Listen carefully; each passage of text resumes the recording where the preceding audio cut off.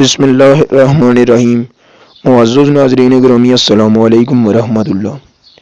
ناظرین گرامی، آج کی اس ویڈیو میں ہم بات کرنے جا رہے ہیں کہ سور کھانا کیوں حرام ہے، آخر یہ کہاں سے ثابت ہوا کہ اس کو کھانا حرام ہے۔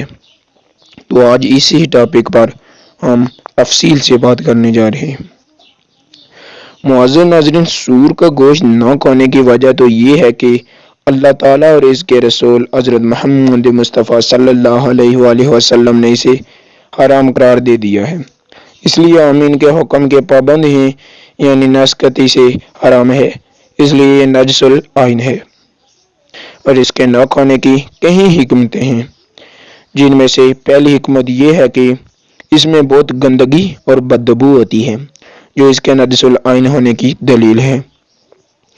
اور معزز ناظرین، دوسری بات یہ ہے کہ علم الحیوانات والے لکھتے ہیں کہ باقی تمام جانوروں میں کوئی بھی پسند نہیں کرتا کہ اس کے مادہ کی قربت کوئی دوسرا کرے، لیکن خنزیر کی خباثت کا یہ عالم ہے کہ یہ دوسرے جانوروں کو گھیر گھیر کر اپنی مادہ کی طرف لاتا ہے۔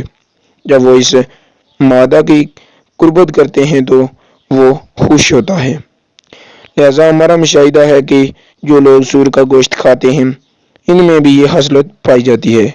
خاوند بیوی کے علاوہ کئی گرل فرینڈ بناتے ہیں، اور بیوی اپنے خاوند کے علاوہ بھی بوائے فرینڈ بنا سکتی ہیں۔ اسی طرح اگر کسی کی بیوی بوائے فرینڈ کے ساتھ مصروف ہو اور عین اس وقت خاوند آ جائے تو وہ سوری ہی کہہ کر واپس چلا جاتا ہے، ان کو ڈسٹرب نہیں کرتا۔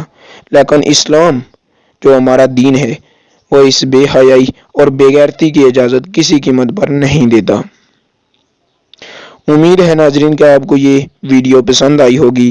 مزید اسی طرح کے ویڈیوز کے لیے ہمارے اس چینل کو سبسکرائب کر کے ساتھ میں لگا گھنٹی کا بٹن دبا دیں۔ شکریہ، جزاک اللہ خیرا۔